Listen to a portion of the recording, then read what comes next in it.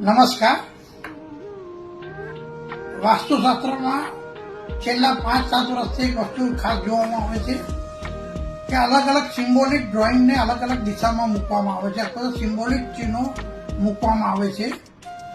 અહીંયા હું તમને ખાસ દર્શક મિત્ર કહેવા માંગીશ, સિમ્બોલિક પોસ્ટર અથવા સિમ્બોલિક ચિહ્નો અથવા તો કોઈ પણ પ્રતીકો હોય એ વાસ્તુશાસ્ત્રમાં અસર કરતા હોય છે, પરંતુ એની અસર મિનિમમ 2% પણ નથી હોતી.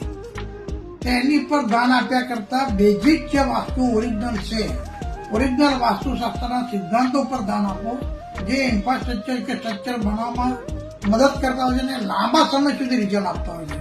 25-50 વર્ષ સુધી પોઝિટિવ રિઝલ્ટ આપતા હોય છે.